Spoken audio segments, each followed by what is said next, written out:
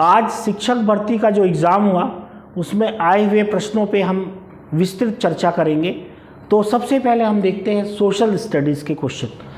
पहला क्वेश्चन था रामायण के लेखक कौन है। तो रामायण के लेखक महर्षि वाल्मीकि हैं, ये रामायण के लेखक है, सही आंसर सही है। अगर हम बात करें तुलसीदास जी ने रामचरितमानस की रचना की है और महर्षि वेदव्यास ने महाभारत की रचना की है, तो सही आंसर होगा महर्षि वाल्मीकि। सूरदास जी कृष्णपंथी थे। हजरत दातागंज के नाम से सामान्य जनता में कौन प्रसिद्ध थे। हजरत दातागंज दरगाह है लाहौर में और इसीलिए लाहौर को भी दातागंज के नाम से जाना जाता है। तो अब्दुल हुसैन हजवेरी इनकी दरगाह है लाहौर में, इसलिए हजरत दातागंज के नाम से अब्दुल हुसैन हाजवेरी को कहा जाता है, दातागंज के नाम से। क्वेश्चन नंबर 113, भारत ब्रिटिश ताज के दिन किस वर्ष आया। तो भारत ब्रिटिश ताज के दिन 1858 के अंतर्गत आया। उससे पहले 1857 की क्रांति हुई और उस समय यहाँ की कंपनी का शासन था 1858 से पहले तक। क्वेश्चन नंबर 114, क्या सही है, राष्ट्रपति मंत्रिपरिषद को किस सलाह पर पुनर्विचार के लिए कह सकता है। यहाँ राष्ट्रपति किसी मंत्री के निर्णय पर विचार करने के लिए मंत्रिपरिषद से कह सकता है। राज्यपाल मंत्रिपरिषद से किसी सलाह पर पुनर्विचार के लिए कह सकता है। राज्यपाल किसी मंत्री के निर्णय पर विचार करने के लिए मंत्रिपरिषद से कह सकता है। इसका आंसर बहुत ही अच्छा क्वेश्चन है और इसका आंसर है सी। देखिए मैं पूरी व्याख्या बता रहा हूँ। राष्ट्रपति मंत्रिपरिषद को किसी सलाह पर पुनर्विचार के लिए कह सकता है। ये पहले आर्टिकल 74 में ये लिखा हुआ था कि राष्ट्रपति मंत्रिपरिषद को की सलाह पे कार्य करेगा, लेकिन 42वें संशोधन में इंदिरा गांधी सरकार ने राष्ट्रपति मंत्रिपरिषद की सलाह पर ही कार्य करेगा ऐसा करके उल्लेखित किया। 44वें संशोधन में राष्ट्रपति मंत्रिपरिषद को एक बार रिकंसीडर के लिए भेज सकता है और उसके बाद राष्ट्रपति को उस सलाह पे ही काम करना पड़ेगा। ये राष्ट्रपति के लिए 44वां संशोधन किया गया था, राज्यपाल के लिए नहीं किया गया था। तो इसलिए अच्छा, राष्ट्रपति किसी मंत्री के निर्णय पर विचार करने के लिए मंत्रिपरिषद से कह सकता है। ये 78(3) के अंतर्गत है, ये 78(3) के अंतर्गत है, 74 के अंतर्गत है आर्टिकल। तो इस प्रकार से राज्यपाल इसी 78(3) का राज्यपाल के लिए भी यही है, लेकिन कौन सा नहीं है इसमें, तीसरा नहीं है, क्योंकि 44वें संशोधन को जो किया गया था वो सिर्फ राष्ट्रपति के लिए किया गया था। तो बहुत महत्वपूर्ण है, व्यापम ने पहले भी एक बार इस टाइप का क्वेश्चन दिया हुआ है। क्वेश्चन नंबर 115, संघ और राज्य की व्यवस्थापिका के लिए संयुक्त बैठक के विषय में क्या कहा गया है। What is the correct about joint sitting of union and state legislative.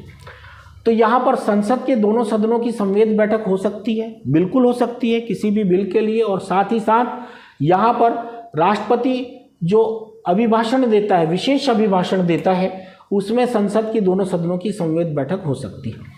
संसद के दोनों सदनों की संयुक्त बैठक हो सकती है और किसी विषय पर चर्चा हो सकती है। वास्तव में जब लोकसभा और राज्यसभा के बीच कोई मतभेद होता है तो यहाँ पर संसद के दोनों सदनों की संयुक्त बैठक हो सकती है और किसी विषय पर चर्चा हो सकती है। राज्य व्यवस्थापिका के दोनों सदनों की संयुक्त बैठक हो सकती है। राज्य व्यवस्थापिका के दोनों सदनों की संयुक्त बैठक तब हो सकती है जब राज्यपाल विशेष अभिभाषण देता है, केवल उसी समय होती है। राज्य व्यवस्थापिका के दोनों सदनों की संयुक्त बैठक हो सकती है, किसी विषय पर चर्चा हो सकती है। तो राज्य व्यवस्थापिका में यानी स्टेट लेजिस्लेटिव में कभी भी ज्वाइंट सेशन इस आधार पे नहीं हो सकता जब दोनों में मतभेद हो या किसी विषय पर चर्चा करनी हो। तो यहाँ पर 4 नहीं होगा, सिर्फ आंसर सी तक होगा, क्योंकि यहाँ पर राज्यसभा और लोकसभा में संयुक्त बैठक हो सकती है किसी बिल को ज्वाइंट सेशन के लिए, और उसमें लोकसभा की सदस्य संख्या के कारण लोकसभा प्रभावी होता है। वहाँ पर दोनों की बहुमत के आधार पे, दोनों की संयुक्त बहुमत के आधार पे डिसीजन लिया जाता है। अगला देखें क्वेश्चन नंबर 116, सबसे प्राचीन वेद कौन सा है। तो ये सबको पता ही है, ऋग्वेद। कौन सा है, ऋग्वेद है। फिर योजना स्वर्ण जयंती शहरी रोजगार योजना 1997 में शुरू की गई थी और रोजगार के लिए, शहरी क्षेत्रों में रोजगार के लिए थी। क्वेश्चन नंबर 118, भारत में सीनियर सिटीजन वरिष्ठ नागरिक की उम्र क्या है। तो ये 60 से ऊपर है, ये वरिष्ठ नागरिक की उम्र है। 119, निष्क्राम्य क्या है। तो वैदिक काल में जो निर्यात कर लगता था उसको निष्क्राम्य बोलते थे। वैदिक काल में जो निर्यात कर लगता था, एक्सपोर्ट ड्यूटी जो लगती थी, उसको निष्क्राम्य कहते थे। इसलिए इसका आंसर सी हो जाएगा, इसका आंसर सी हो जाएगा। इंडिका के लेखक कौन थे? इंडिका जो है मेगास्थनीज ने लिखी थी और इस समय ये भारत की प्रथम पुस्तक थी जिसमें चंद्रगुप्त मौर्य के बारे में, शासन के बारे में हमको पता चलता है। तो ये इंडिका के लेखक मेगास्थनीज के लिए सही है। अब ये थोड़ा अलग क्वेश्चन था, which is matched in the contest of removal process. पदच्युति प्रस्ताव के संदर्भ में कौन सा सुमिलित है? यहाँ पर देखिए ये बोल रहा है कि किसमें, इन चारों में कौन सा तीन एक समान होता है, कौन सा अलग है। तो लोकसभा अध्यक्ष का, राज्य विधानसभा अध्यक्ष का और राज्य विधान परिषद के सभापति का, इन तीनों का जो है एक टाइप का होता है, यानी इसका आंसर हो जाएगा डी। कैसे एक टाइप का होता है तो देखते हैं हम लोग।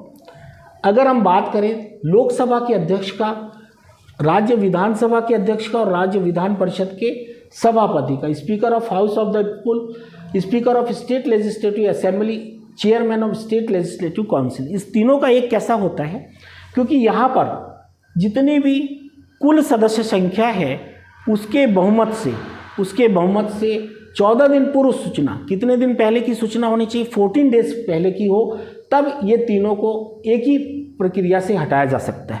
लेकिन यहाँ पर राज्यसभा के जो सभापति यानी वाइस प्रेसिडेंट हैं, उनको हटाने के लिए यही पूर्ण बहुमत, एब्सोल्यूट मेजॉरिटी यानी कुल सदस्य संख्या के पूर्ण बहुमत से इनको हटाया जा सकता है। लेकिन एक प्रावधान जो अलग है वो है कि लोकसभा भी सहमत हो, क्योंकि उपराष्ट्रपति के निर्वाचन में लोकसभा और राज्यसभा का दोनों की वोटिंग होती है, इसलिए हटाने में भी राज्यसभा के समस्त सदस्य का बहुमत के साथ साथ लोकसभा भी सहमत हो, ऐसा करके संविधान में लिखा है।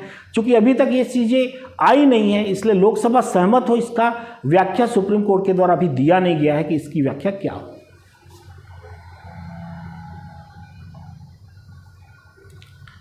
अन्नपूर्णा योजना कब लागू की गई? तो अन्नपूर्णा योजना 2000 में लागू की गई। कब लागू की गई? सन 2000 में, 2000 में अन्नपूर्णा योजना ये लागू की गई थी। वधू जाति क्या है? वैदिक काल में वधू जिन परिधानों को, विशेष परिधानों को पहनती थी, उस विशेष परिधानों को वधू ही कहा जाता था। सती प्रथा को किस वर्ष समाप्त किया गया? तो सती प्रथा को लॉर्ड विलियम बेंटिक के द्वारा एक अधिनियम लाया गया था 1829 में, उसके माध्यम से इसको सती प्रथा को अंत किया गया। हालांकि इसमें राजा राम मोहन राय का भी बहुत बड़ा योगदान था, वो शुरू से मांग कर रहे थे। तो इसके लिए सती प्रथा जब भी आएगा तो आप विलियम बेंटिक, जो कि भारत के प्रथम गवर्नर जनरल थे, उनके द्वारा सती प्रथा का इसको समाप्त किया गया था। अगला क्वेश्चन है 125, संविधान के अनुसार सही क्या है?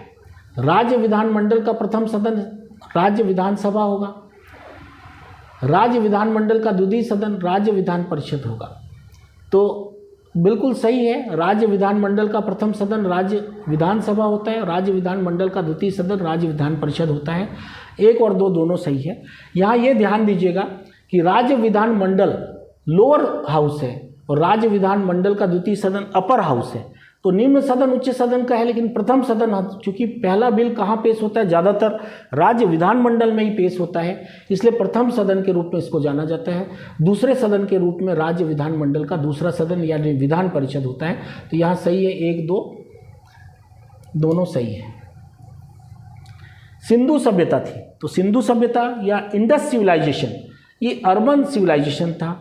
नगरी सभ्यता थी, नगरी सभ्यता इसलिए थी कि वो जितने भी, अगर हम देखें तो टाउन प्लानिंग थी, टाउन प्लानिंग के साथ साथ वहाँ सड़कें जो है समकोण पे काटती थी, ग्रिड सिस्टम पे घर थे, और इंडस्ट्रियलाइजेशन था वहाँ, और बहुत बड़े डॉकयार्ड भी मिलते हैं, जैसे डॉकयार्ड वगैरह था, विदेशों से व्यापार होता था।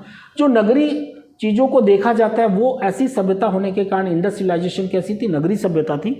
और बाद में आने वाली जो सभ्यता थी वैदिक सभ्यता, वो हमारी ग्रामीण सभ्यता थी। ये बहुत बड़ा एक स्वर्ण भूमि के नाम से जाना जाता है। तो स्वर्ण भूमि के नाम से सुमात्रा को जाना जाता है। अभी मैं आपको बताऊं, सुमात्रा और जावा इंडोनेशिया के पार्ट हैं, तो सुमात्रा को पहले स्वर्ण भूमि के नाम से जाना जाता था। चैतन्य महाप्रभु का जन्म बंगाल में हुआ, बंगाल में चैतन्य महाप्रभु का जन्म हुआ है। ठीक है, तो अब आगे देखते हैं हम लोग। गुप्त साम्राज्य के संस्थापक कौन थे? वास्तव में गुप्त साम्राज्य के संस्थापक सबसे पहले वंश के संस्थापक श्रीगुप्त थे। बाद में जो चंद्रगुप्त प्रथम है वो महाराजा धीराज की उपाधि के साथ साथ, तो इसमें आंसर गुप्त साम्राज्य के संस्थापक श्रीगुप्त को लिया जाएगा, ये लेना सही होगा। 1857 के विद्रोह के नेता कौन थे? 1857 के विद्रोह के नेता बहादुर शाह जफर को बनाया गया था, जो कि दिल्ली में थे। तो 1857 के विद्रोह के नेता बहादुर शाह जफर थे।